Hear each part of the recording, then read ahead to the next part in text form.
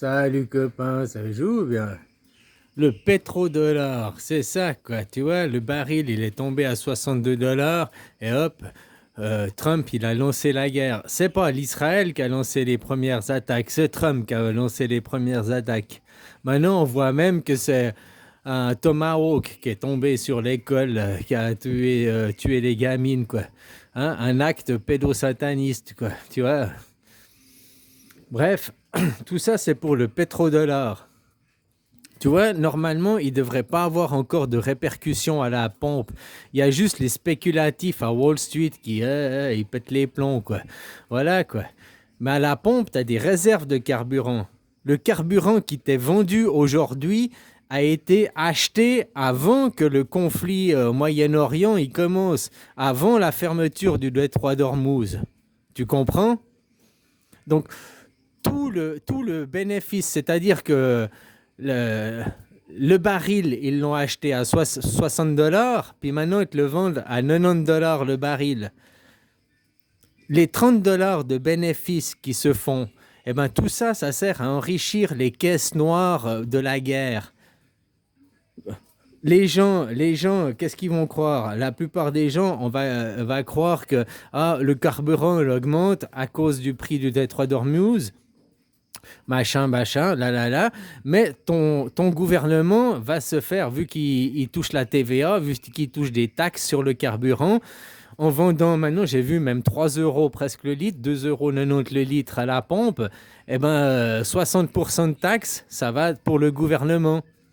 Les gens, ils doivent se dire, tiens, ben, ça va enrichir les caisses de mon État, ça va combler le déficit. Raisonnement logique, eh ben non, ça va pas combler le déficit parce que tout le bénéfice, toute la marge qui se font grâce à ce pétrole, des barils qu'ils ont achetés à 60 dollars, 70 dollars, qui maintenant ils vendent à 90 dollars. Hein, il y a une semaine, ils vendaient 1 franc 50 le litre. Maintenant, ils vendent 3 euros. À 1,50 €, maintenant c'est 3 euros le litre, donc il a doublé le prix, donc il a doublé, et tout ça c'est juste pour fournir les caisses noires de la guerre, quoi. La CIA, le FBI, l'ADG, les services secrets, tout ça c'est pour fournir les caisses noires de la guerre, quoi. La guerre, ça bouffe du fric à gogo, quoi. Puis vous êtes ruinés. Maintenant, avec le pétrodollar, ils se font du fric, ils enrichissent les caisses noires pour continuer la guerre, quoi. Voilà, quoi. Et non seulement c'est une guerre religieuse là-bas, de chiites contre sunnites, hein, mais ça va pouvoir aussi de créer un grand rassemblement, quoi. Il faut un ennemi. Tu vois, la guerre qui se passe entre Israéliens et Palestiniens, tout ça, ça se passe à l'intérieur de l'État de Palestine. C'est comme si c'était les Suisses romands et les Suisses allemands qui se battaient, quoi. Pourtant, c'est la même nation. Donc, maintenant, ils ont un ennemi plus grand que eux, c'est l'Iran. Tu comprends ce que je veux dire? Donc, ça va finir qu'ils vont s'unir parce que les forces israéliennes, l'armée israélienne va défendre autant les Palestiniens que les Israéliens. Et là-bas, c'est l'État de Palestine. L'Iran reconnaît l'État de Palestine. Donc, l'Iran bombarde la Palestine. L'Iran, ce sont des chiites. Et la Palestine, ce sont des sunnites. Donc, c'est des protestants contre des catholiques. C'est exactement la même chose.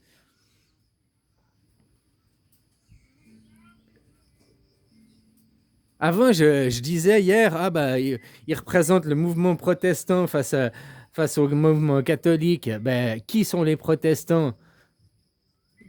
Parce que les chiites, ils ont mis un ayatollah de manière. Donc ce serait plutôt le Hamas. Ouais, bon, on s'en fout. C'est un camp contre l'autre camp, quoi, finalement. Et c'est protestant contre un catholique. C'est la gauche contre la droite. Aussi simple que ça, quoi. Et maintenant, bah, avant que tu vois les Israéliens qui sont monothéistes avant les Palestiniens qui sont polythéistes. Donc ça avait déjà à l'intérieur du pays une guerre catholique-protestant. Maintenant, ils vont devoir s'unir face à un plus grand ennemi qu'est l'Iran. Et l'Iran, c'est les chiites. Les chiites contre les sunnites. Les Palestiniens, c'est des sunnites. Hey, j'ai vu il manque pas de toupet, quoi. J'ai vu que, t'as vu, l'armée israélienne n'arrête pas d'attaquer le Liban, quoi. Bah, le Liban aussi, c'est des chiites. Voilà, quoi. Ils attaquent les chiites, les sunnites attaquant les chiites, hein, les protestants attaquant les catholiques. On est dans une guerre religieuse, tout ça, pour garder l'empire, garder la gouvernance mondiale. Les Américains, ils veulent garder leur leadership, leur leader mondial, hein, en privant tout le monde de pétrole, de gaz. Et puis eux, ils en ont en le vendant, en pouvant alimenter leur caisse noire de la guerre, quoi. Voilà, quoi. Au moins, ça servirait peut-être à créer là-bas un Moyen-Orient uni, qu'ils arrêtent de faire des guerres entre chiites et sunnites, hein, et puis qu'ils s'unissent tout ça pour devenir qu'une grande famille, le monde arabe. Ah, bah si derrière ça a fini on a un plan comme ça, tous ces pays, la Syrie, le Liban, tous ces pays, l'Irak, qui s'unissent pour devenir une Arabie unie, ou un grand Israël, hein, c'est les mêmes frontières, ou ça devient un grand Israël, ou bien ça devient une Arabie, c'est des Arabes là-bas, donc c'est une Arabie unique, ça devrait devenir, et pas Israël. Israël, c'est la religion. Eux, ils sont plutôt musulmans, puis ils font la guerre, chiites. C'est les mêmes guerres que nous, on a eues en Europe. La même histoire qu'on a eue en Europe, la même histoire que l'histoire suisse, la création de la Suisse, sauf déplacée au Moyen-Orient, quoi. Juste à un autre lieu géographique, mais le même fond, quoi. Là, dans le pays, qu'est l'État de Palestine, ils se battent pour dire non, c'est Israël, non, c'est la Palestine, non, c'est Israël, non, c'est la Palestine. Comme ils se battent, c'est les Suisses romains, c'est les Helvètes, les Helvètes, c'est les Suisses romains, c'est les Suisses allemands, c'est les Suisses romains, c'est les Suisses allemands. Jusqu'à ce qu'il y ait eu Napoléon, il y a eu un plus grand ennemi qui est venu, puis qui a fait que la Suisse moderne, ils sont unis.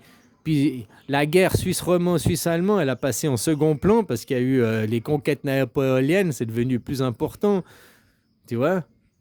Voilà, comme maintenant, finalement, d'être attaqué par l'Iran, d'être attaqué par un autre dieu, une autre civilisation, ça fait que eux, à l'intérieur de l'État de Palestine, ils vont s'unir, autant Israéliens et Palestiniens, ils vont avoir un ennemi commun, les Iraniens.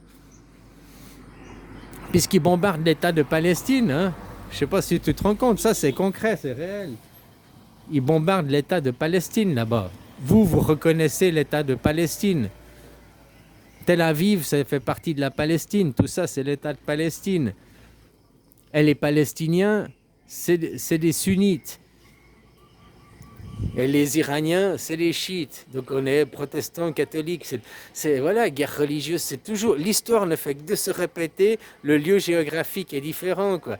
Et puis en créant la petite Suisse du Moyen-Orient, quoi, c'est-à-dire l'État de Palestine qui va être s'unir. Il y a le même conflit qu'il y avait les conflits suisses. Et puis l'Arabie unie, c'est l'Europe à côté qui doit s'unir. Au lieu de rester des sultanats, au lieu de rester des rois, quoi.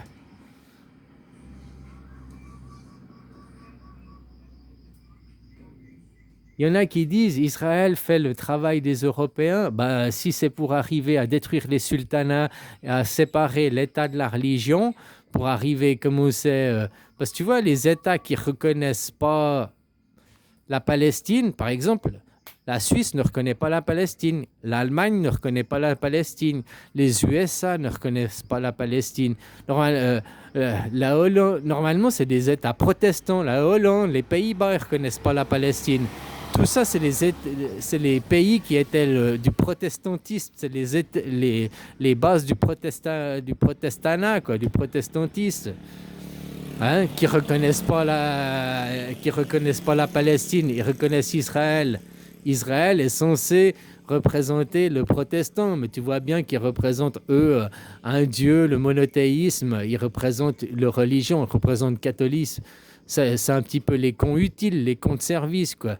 par leur religion, par leur croyance, que ça fait d'eux des cons, puis ils rendent service, ils nous rendent service parce que de leur égocentrisme et de leurs fausses croyances, ils font le ménage, le nettoyage, sans que nous, on ait à se salir les mains, quoi.